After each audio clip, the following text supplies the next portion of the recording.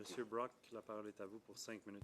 Mr. Brock, the floor is yours, 5 minutes. Mr. Chair, Commissioner, at committee in July, you indicated that you had in your possession and were reviewing 9 text messages from Randy Boissonneau's business partner, Anderson, 9 of which name a Randy, and 1 of which places this Randy in Vancouver at, coincidentally, the very same time that the Liberal cabinet was meeting. Relevance. Come on. Thank you, Mr. Turnbull. Mr. Cooper, there is a point of order that has been brought that's been discussed before. I would encourage you, I will ask you to stay on the topic that we're discussing. However, if this topic is of interest, you can always bring it up at other committees or on a 1064, just like it was done for this committee to meet on SDTC. I find it a little disrespectful to the time of the committee that you would be. Just if I may reply to the point of order, the question, I haven't even had a chance to pose my question. If I had been given that opportunity, it would be apparent that it is in fact tied to the issue before this committee. Please tie it to the matter at hand. Yes, yeah, because it goes to a question about whether, Commissioner, now that you have the 9 text messages naming Mr.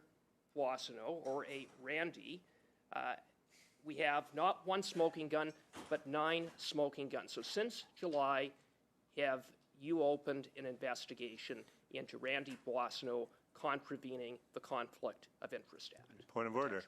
That is not relevant to the topic at hand, Chair. That has nothing to do with SDTC, which is the topic of the meeting today. I know Mr. Cooper and his Conservative colleagues have a hard time reading the motion, perhaps, but this is on SDTC. The commissioner said... Mr. Cooper doesn't like hearing from me because we've had many battles for many committees, but this is not relevant. I know Mr. Turnbull wants to cover up Mr. Cooper, you don't have the floor. I've listened to the point of order brought forward, and it's, again, the same thing. It goes to relevance. I'm very liberal in how I interpret the topics that are discussed. I'm generous. However, I can't tie it to the subject at hand. And Mr. Perkins, with colleagues, brought us in the summer on a 1064 to take 3 hours of the committee time to discuss SDTC. I'd like it for us to discuss SDTC, so please, Mr. Commissioner, Cooper. are you investigating Mr. Boissonneau for violating the Conflict of Interest Act? No. You're not. Now, going back to the study at hand, you said, Commissioner, that what is the point? What is the point of investigating someone like Ms. Verscheren, who is no longer in her position? Here you have a sitting minister who potentially violated the Conflict of Interest Act with not 1, not 2, but 9 smoking guns, and 2 months later, you haven't bothered to do anything further. Is that what you're telling this committee? First of all, as you know, before I investigate, I have to have reasonable grounds to investigate. What you have here is a bunch of emails. Can I finish? 9 emails that name a Randy, one that just coincidentally happens to connect him to being in Vancouver, and you say you don't have any grounds. I'm just shocked at the lack of interest, the lack of curiosity of a sitting minister who may have contravened the Conflict of Interest Act. Mr. Cooper, I'll ask you to let the witness. I'll ask you to let the witness respond. But at the same time, this is so far from what we're supposed to be studying, Mr. Cooper. Have you read? What's the point?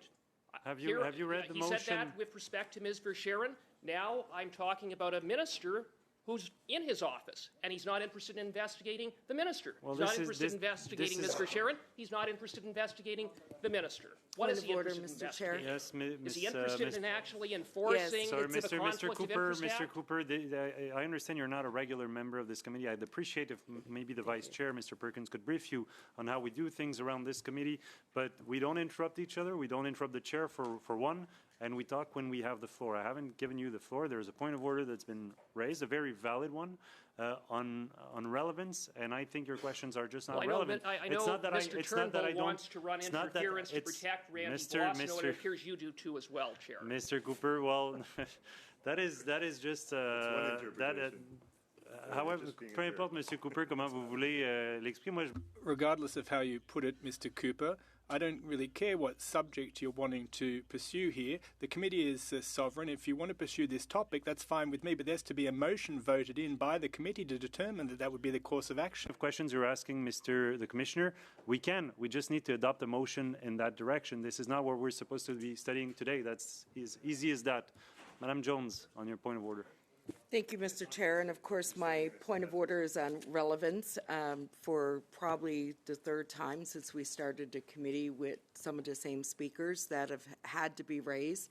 I just want to note for the record that there is always opportunity to approach the Commissioner on other issues outside of the committee forum, and today we're discussing a very different matter. So the Commissioner is here to answer questions on that matter that is of vital importance to the committee, and I would really appreciate it if members could stick to the study and the topic that we're debating. I agree. And so I'll ask you, Mr. Cooper, you still have 2 minutes, 56 seconds to stay on the topic. And if you haven't seen the notice of motion, or if your fellow members haven't shared it with you, please have a look at it. We came here during the summer on a 106.4 for that very special meeting. So, Mr. Cooper, yes, Mr. Barrett. So I did confer after you had instructed me to perhaps consult the notice of motion to confirm it hadn't changed, and the direction that Mr. Cooper went to deal with the analogous situation between what Mr. Perkins had raised and the response from the Commissioner and the comparison to another decision of the witness was what we were looking at.